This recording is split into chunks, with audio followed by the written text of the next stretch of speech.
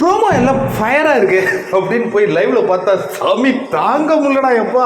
இந்த அர்ச்சனாவும் மாயாவும் பண்ணுற இந்த கிரிஞ்சி அல்ட்ராசிட்டிஸ் யூ முடியலடா சாமி பண்ணிட்டு இருக்கிறது பாருங்களேன். எனக்கு தெரிஞ்சு பூர்ணிமா அர்ச்சனாவுக்கு நல்லது செஞ்சுருக்காங்கன்னு நினைக்கிறேன். ஏன்னா அவங்களாம் இருந்தால் அந்த மாயா கூட ஏதோ ஸ்பெண்ட் பண்ணிட்டு இருந்திருப்பாங்க டைமு. இந்த பொண்ணை ஒன்றுமே மாயா கூட சேர்த்து வச்சுருந்தா இந்நேரம் அர்ச்சனாவே பேக்கிங் போல இருக்கு. பூர்ணிமா உங்களுக்கு அந்த நன்றி தெரிவிக்கணுமா. அர்ச்சனா வின் பண்ணுறதுக்கு காரணமே நீங்கள் தான். முதல் 2 வாரம் மட்டும் ஸ்மால் பாஸ் ஹவுஸில் அர்ச்சனாவை போடாத இருந்திருந்தா இன்றைக்கி அர்ச்சனாவுடைய கதை என்ன இருக்குங்கிறது நமக்கு தெரியும். அந்த பொண்ணு இவ்வளோ மாஸ் நமக்கு இருக்குது, நம்ம இன்னும் இந்த ஒரு வாரத்தை இப்படி விளாட்னா கிரிஞ்சாக இருக்குங்க. அது ஃப்ரெண்ட்ஷிப். ஆனால் அந்த பக்கம் சரி லைவில் இதுதான் கிரிஞ்சி இருக்குன்னு அந்த பக்கம் திருவிழா அவங்க 3 பேரும் உட்காந்துன்னு ஐயோ ஊர் கழுவியாக போட்டு தாளிச்சின்னு இருக்கிறானுங்க சாமி. லைவ் பார்க்க முடியாது. இனி என்னதான் ப்ரோமோ பார்ப்போம், எபிசோடுக்கு போவோம். ஆனால் ப்ரோமோ நல்லா ஃபயராக இருக்குது, பார்ப்போம். இதுக்கப்புறம் தான் அந்த பிரச்சனை ஆரம்பிக்கும்.